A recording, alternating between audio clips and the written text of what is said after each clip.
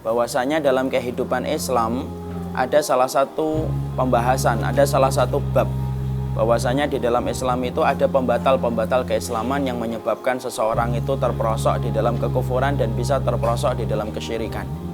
Yang pertama, jadi seseorang itu ketika mereka masuk Islam, maka sesungguhnya keislaman seseorang itu bisa batal ketika mereka melakukan tindakan-tindakan kekufuran dan bisa batal ketika mereka melakukan tindakan-tindakan kesyirikan. Karena ini sangat berbeda dan kontradiktif dengan pemahaman-pemahaman yang difahami oleh kalangan Murji'ah. Kalangan Murji'ah itu adalah kalangan yang mereka menafikan adanya pembatalan di dalam keislaman dan pembatalan di dalam keimanan.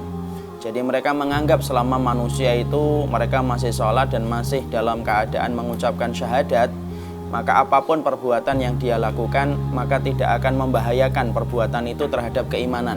Ini pemahaman Murji'ah, bahaya ini. Ya, jadi ibu harus paham yang berbahaya bukan hanya Khawarij, tetapi pemahaman Murji'ah.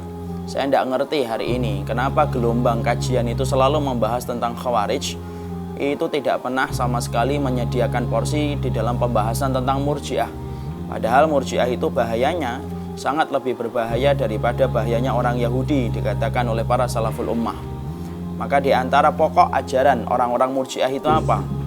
Di antara pokok ajaran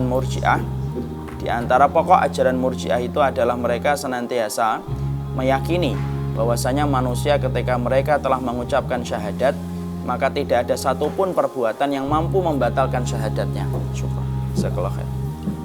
Jadi mereka menganggap tidak ada satupun perkara yang mampu membatalkan keimanan ketika mereka telah mengucapkan syahadat mereka. Ini merupakan salah satu pemahaman menyimpang.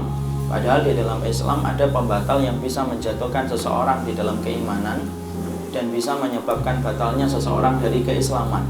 Sebagaimana wudhu bisa batal dengan kita kentut, sebagaimana sholat itu bisa batal ketika kita berbicara, keislaman itu bisa menyebabkan seseorang itu menjadi kufur dan seseorang itu bisa menjadi musyrik. Jadi takfir itu pembahasan tentang masalah mengkafirkan, itu pembahasan yang ada di dalam akidah Ahlussunnah wal Jamaah.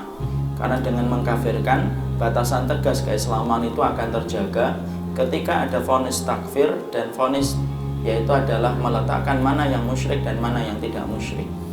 Karena itu merupakan bagian dari syariat dengan bertujuan supaya menjaga bagaimana keislaman seseorang supaya tidak keluar dari keislaman itu. Makanya fenomena takfir itu ada dua titik ekstrim di dalam pemakaian takfir. Yang pertama, orang yang begitu gampang untuk mengeluarkan seseorang dari keislaman, maka mereka terkena sebuah fitnah yang disebut dengan fitnah Khawarij. Fitnah Khawarij adalah mereka yang senantiasa menggampangkan untuk mengeluarkan seseorang dari agama Allah. Jadi mereka mengkafirkan tanpa menetapkan dan tanpa menegakkan hujjah kepada orang yang dia kafirkan dan orang yang dia sesatkan. Padahal sebelum kita memvonis, ada sebuah piranti yang disebut dengan dhawabit. Dhawabit ini adalah piranti dan perangkat yang diperlukan untuk menegakkan hukum kepada seseorang. Karena tidak boleh bagi kita itu gampang-gampang meletakkan vonis kepada seseorang tanpa kita meletakkan kewajiban kita untuk berhusnudzon kepada setiap muslim sebagaimana zahirnya. Karena di dalam hukum Islam, setiap muslim itu dihukumi sebagaimana zahirnya. Maka kalau kita sudah berani untuk menetapkan vonis kepada seseorang, maka ada dhawabit yang harus harus ditegakkan, barulah seseorang itu bisa dijatuhi dengan hukuman sesuai dengan apa yang telah dia perbuat. Makanya ada kelompok yang menyimpang yang kemudian mereka terjatuh dalam fitnah Khawarij. Jadi gampang sekali mengkafirkan. Ada orang yang berlaku dosa besar dia kafirkan, ada orang yang berlaku maksiat besar dia kafirkan, dia keluarkan fulan, dia keluarkan fulan. Yang mana itu menjadi sebuah fitnah ketika dia menggampangkan persoalan takfir dan gampang mengeluarkan seseorang dari agama Allah. Ya. Pertama kali persoalan ini itu terjadi pada zaman Nabi ketika ada seseorang yang bernama Dzul Khuwaisirah. Dzul Khuwaisirah ini adalah salah satu sahabat yang dia protes terhadap pembagian ghanimah yang dilakukan oleh Nabi. Lalu kemudian dia berani dan lancang mengatakan kepada Muhammad, "Iktil anta ya Muhammad." Kamu itu berbuat adil wahai Muhammad. Lalu kemudian Rasulullah marah dan berkata, "Kalau bukan aku yang adil, siapa lagi yang adil di atas muka bumi ini?" Dari perkataan inilah muncullah benih-benih Khawarij, yang mana puncaknya pada zaman Ali bin Abi Thalib radhiyallahu anhu, ketika digawangi dengan seseorang yang bernama Abdurrahman bin Muljam dan kroco-kroconya, sampai kemudian mereka mengkafirkan Ali bin Abi Thalib dan menganggap Ali bin Abi Thalib telah keluar dari Islam, dibunuh Ali bin Abi Thalib, dan ketika dia membunuh tidak memiliki perasaan bersalah, padahal dia baru saja telah membunuh penduduk surga, yang mana menantunya Nabi, suami dari wanita penduduk surga, yaitu adalah Fatimah radhiyallahu anha.